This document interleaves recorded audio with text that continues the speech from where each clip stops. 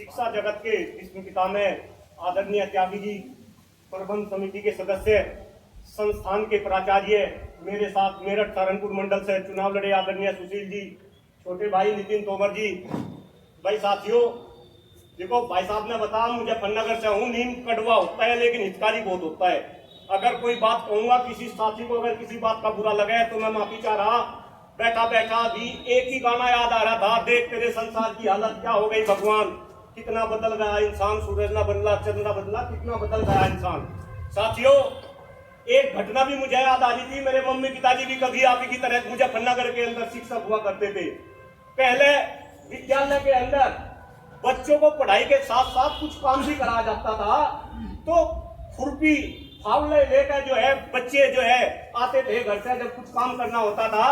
एक अभिभावक स्कूल के अंदर आगे, अभिभावक का नाम भी, और उस टाइम पर मैं तीसरी क्लास का छात्र था। जरा ये भी मेरी भावना देखो कि तीसरी क्लास के बच्चे की सोच क्या होगी।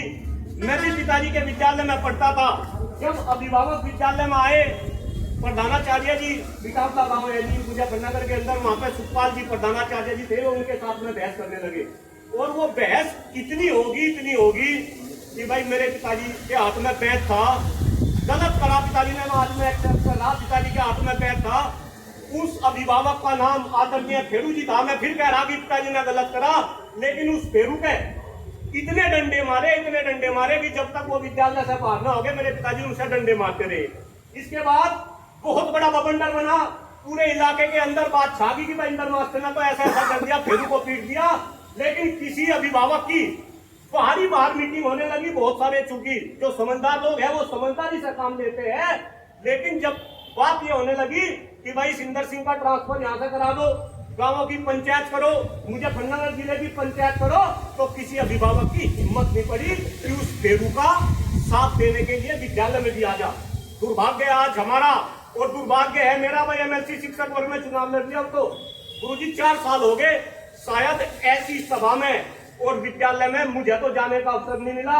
हम खुद भी शर्मसार हैं अगर इस तरीके की घटनाएं शिक्षा क्षेत्र के अंदर होगी। रही बात कि भाई ये घटनाएं क्यों हो रही, और खास तौर से मैं तो जब अपने पिताजी का दौर याद करता हूँ, मम्मी पिताजी समाज के अंदर शेर हुआ करते थे, शिक्षक समाज के अंदर शेर हुआ करता था। लेकिन आज शिक्षक को क्या बना दिया, शिक्षक को गद्दड़ बना दिया। मैं अभी भी देख रहा, भाई साहब आके यहाँ बोल रहे हैं जिनके ऊपर हमला हुआ किस तरीके से वे बोल रहे, क्या उनकी बॉडी लैंग्वेज थी। पीछे भी एक भाई बोले आप उनकी बॉडी लैंग्वेज देखो किस तरीके की बॉडी लैंग्वेज थी। एक भाई ने तो बोलने से मना ही कर दिया। क्यों भाई, कैसे ये देश चलेगा, ये शिक्षा क्षेत्र कैसे बचेगा। और देश के प्रधानमंत्री, भाई फिर कह रहा नींद कड़वा हो सके कुछ लोगों को ये बात बुरा लगे, देश के प्रधानमंत्री इस देश को विश्व गुरु बनाना चाहते हैं, विकसित बनाना चाहते हैं। 2047 तक डेडलाइन भी उन्होंने फिक्स कर दी। क्या कोई भाई, क्योंकि यहाँ पे गार्जियन भी है और हो सके भारतीय जनता पार्टी के, यहाँ कोई राजनीतिक में बात नहीं कर रहा, हो सके किसी भाई को ये बात बुरी भी लगे, मुझे बता दो, अगर इस शिक्षा क्षेत्र का उद्धार न हुआ, अगर इस देश में गुरु का सम्मान और मान न बढ़ा, क्या ये देश कभी विकसित बन जाएगा, आया ना, ये देश विश्व बन जाएगा, आया ना, किस तरीके से ये देश चलेगा। मैं आपसे बस एक बात कहना चाह रहा कि इस देश में हम कितना भी प्रयास कर ले, जब तक सरकार नहीं चाहेगी, जब तक राजनीतिक दल नहीं चाहेंगे, देश के अंदर शिक्षकों का सम्मान नहीं वापस आता। और आज ये घटना आपके विद्यालय में हुई, कल ये घटना किसी और विद्यालय में होगी। आप यहाँ पे जो भी डिसीजन ले वो तो सबके सर माथे में, क्योंकि उसमें डॉक्टर कुलदीप मलिक कुछ नहीं कर सकता, मैं भी आपके साथ हूँ। लेकिन ये घटना पूरे देश के अंदर एक सबक बने। और खास तौर से जरा सुन ले जितने भी शिक्षक भाई यहाँ पे बैठे, मैं राजनीति में नहीं जाना चाह रहा, सरकार की केवल और केवल एक ही पॉलिसी है कि शिक्षक इस देश का सबसे जागरूक इंसान है। बस कुछ ही 2 मिनट लूंगा। शिक्षक इस देश का सबसे जागरूक इंसान है। इस शिक्षक को किसी भी तरीके से खत्म करा जा।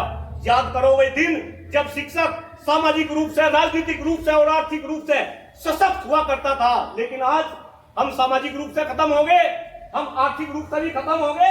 हम तो यहाँ मोस्टली भाई सरकारी क्षेत्र में काम करने वाले शिक्षक बैठे, प्राइवेट क्षेत्र में देखो 10-10 हजार 55 हजार रुपए में शिक्षक काम कर रहे। हम सामाजिक रूप से खत्म हो रहे, आर्थिक रूप से खत्म हो रहे और हम राजनीतिक रूप से भी खत्म हो रहे। त्यागी जी यहाँ पे बैठे, आपके लिए पूरी जिंदगी संघर्ष करते करते हो लिए। जो बात मैं यहाँ पे बोलना नहीं चाह रहा, आप वे बात समझेंगे। भाई जितने भी प्रधान जी आ रहे, देखो समाज के लोग हैं, थारे सभी निवेदन कर रहा, ये बैठक यहाँ विद्यालय में नहीं होनी थी, ये बैठक आप कहीं बाहर करते और इन सारे शिक्षकों को वहां बुलाते, तब आपका मान सम्मान बढ़ता। खैर, मैं पहले भी कहा, नीम कड़वा हो लेकिन हितकारी हो। साथियों, अगर इस देश को बचाना, अगर इस शिक्षा क्षेत्र को बचाना, हमें कहीं ना कहीं एकजुट होना पड़ेगा। इस घटना से हमें सबक लेना पड़ेगा। आगे आने वाले समय में ये घटना कहीं भी घटित ना हो। और अभी भी मैं और नितिन भाई एक सर्कुलर के ऊपर बात कर रहे थे, अगर सरकार ऐसे ऐसे सर्कुलर निकालेगी कि भाई शिक्षक बच्चे को मार नहीं सकता, बच्चे की तरफ आंख उठा के बात नहीं कर सकता, तो भाई और शिक्षक क्या करेगा? शिक्षक पीटेगा बच्चों से और अभिभावक आके यहाँ पे फैसला करवाएंगे। कहीं ना कहीं शर्मसार है आज पूरा का पूरा शिक्षक समाज।